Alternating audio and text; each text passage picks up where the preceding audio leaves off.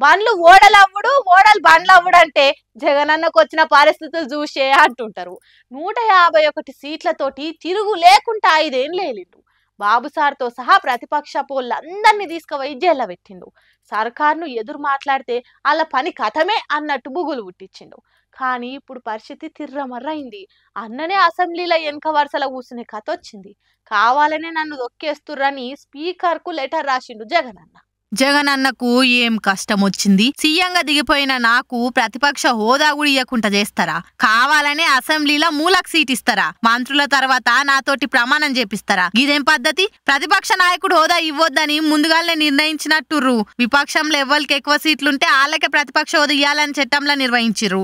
ప్రతిపక్ష హోదా ఇవ్వాలంటే 10% సీట్లు ఉండాలని చట్టంలో ఏడలేదు. పార్లమెంట్లో గాని ఉమ్మడి ఆంధ్రప్రదేశ్ లో గాని ఈ నిబంధన పాటించలేదు. అధికార కూటమి స్పీకర్ ఇప్పటికే నా పట్ల శత్రుత్వానికి ప్రదర్శిస్తుర్రు. సచ్చేదాకా కొట్టాలని స్పీకర్ మాట్లాడిన మాటలు వీడియోల నుంచి బయటపడ్డాయి. ఇసొంటప్పుడు అసెంబ్లీలో గొంతిప్పే పరిస్థితులు కనిపిస్తలేదు. ప్రతిపక్ష హోదాతోనే ప్రజా సమస్యలను బలంగా వినిపించే అవకాశం ఉంటది. ప్రతిపక్ష పార్టీ హోదాతోటే సభా కార్యక్రమాల్లో పాల్గొనేందుకు చట్టబద్ధమైన భాగస్వామ్యం ఉంటది. ఈ అంశాలను దృష్టిలో పెట్టుకొని నా లేఖను పరిశీలించాలని కోరుతున్నా అనుకుంటా ఏపీ స్పీకర్ అయ్యన్న సార్ను అర్థించిండు జగనన్న. మరి చూడాలే వైరాన్ని ఇడిచిపెట్టి స్పీకర్ గా అయ్యన్న సార్ ఏం చేస్తాడు. పనిగాల్లోడు పందిరేస్తే కుక్కదలిగి కూలిపోయిందట. ఆగు గట్లనే ఉన్నది అయోధ్య గుడి కట్టిన తీరు చూస్తుంటే. 100 కోట్ల చందాలు తీసుకొని వాళ్ళు కట్టిందేందయ్యా అంటే వానకి చిత్తడయ్యేటట్టుగా తిరుగుడి అని సోషల్ మీడియాలో దుమ్మెత్తి పోస్తుర్రు నెటిజన్ అంతా.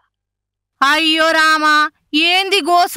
పెద్ద పెద్ద ఇంజనీర్లు 100 కోట్ల రూపాయలు అన్ని వరదపాలైనట్టేనా అనిపిస్తుంది అయోధ్య గుడిలా డొల్లతనం చూసినాక. చిన్న వానకే చిత్తడైంది గుడంతా. గర్భగుళ్ళకు కూడా సల్లొచ్చి ఊర్చిందంటే చూడరాదుర్రి ఎంత సక్కదనంగా కట్టిర్రో. గుడి మీద బీజేపీలు చేసిన రాజకీయం చూసి దేవునికి కూడా నచ్చనట్టున్నది. ఆ రామునికి కూడా కోపం వచ్చినట్టున్నది. వాళ్ళ డొల్ల భక్తిని ఇట్లా బయట పెట్టినట్టుండు. చిన్న వానకే గుడంతా ఉర్చిందట.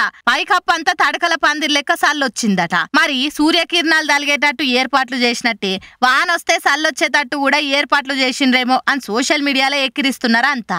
ఇక అప్పట్లో కేసీఆర్ సారు యాదగిరి గుడి కడుతున్నప్పుడు చిన్న వానకు కప్పులు గిట్లనే ఊర్చినాయి. అప్పుడు ఇంకా గుడి కట్టుడు పురాగా కానే లేదు. దానికే కేసీఆర్ ఎసోంటి గుడి కట్టించిండో చూడురి.